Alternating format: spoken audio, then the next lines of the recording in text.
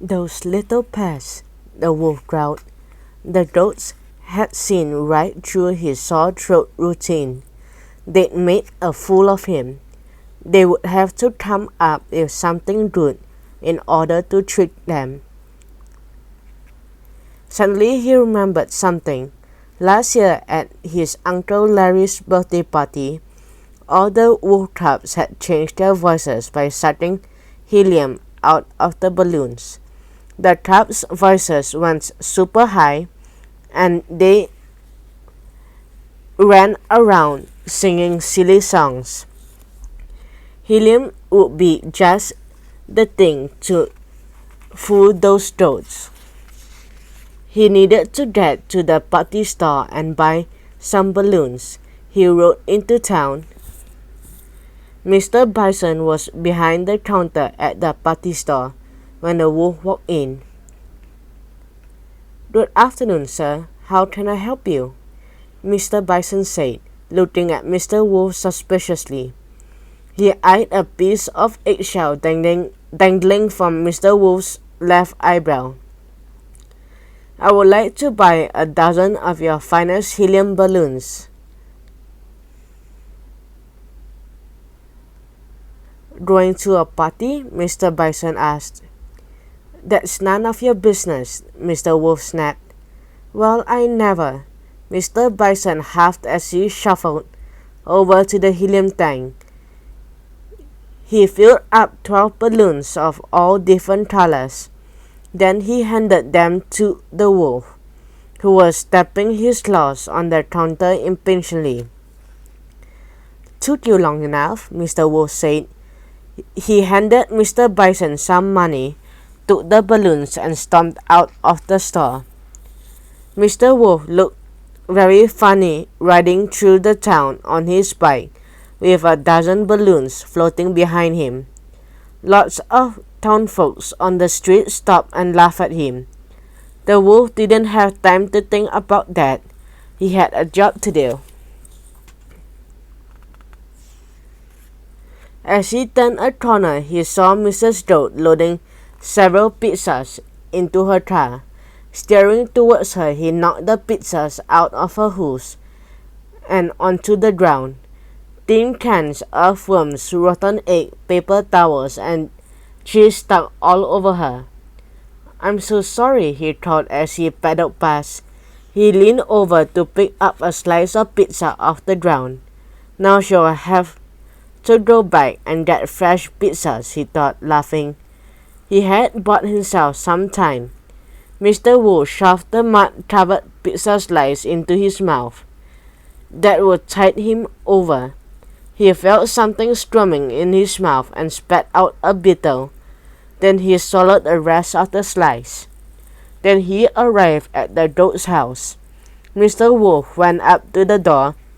He sucked in a balloon and then knocked.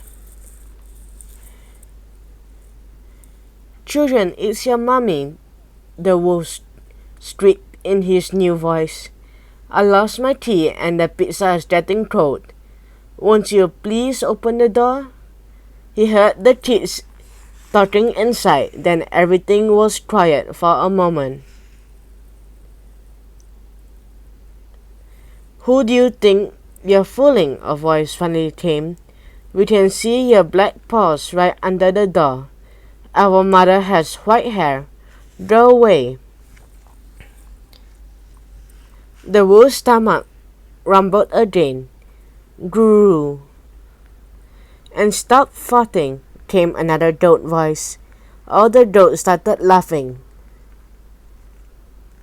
One of the balloons sprang a leak. "Squee!" Seriously, lay off the beans," another goat said, chuckling. Mr. Wolf stomped off and rode directly to the art supply store in town. He needed some white finger paint. Miss Duck didn't trust Mr. Wolf one bit. She refused to sell the paint to him.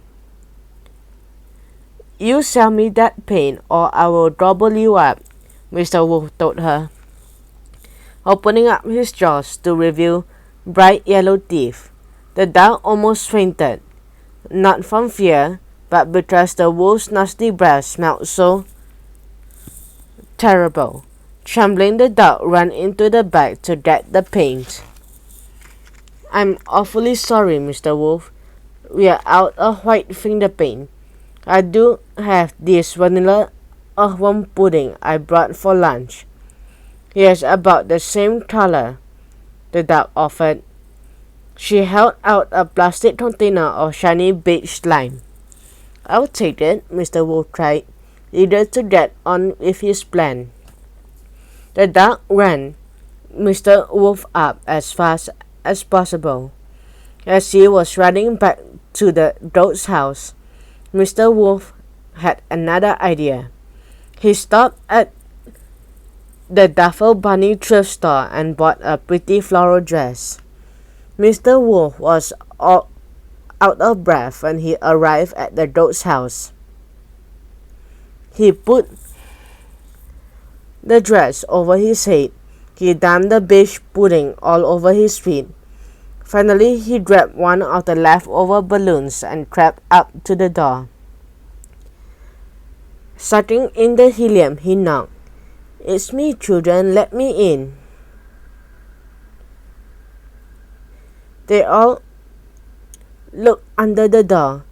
There they saw white paws, not black. "Hurry up, these pizzas are heavy," the wolf called. "Yay! Pizza, pizza," the kids chanted.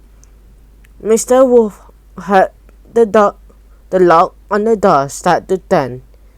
He got ready to bounce. Click! As soon as the door opened, he jumped towards them. "Food you," he howled. Before the goat stood the big bad wolf. His sharp fangs shone. His bad breath filled the entryway with a yellow stinky cloud. He looked hungry. "What's with the dress?" Marty Goat said.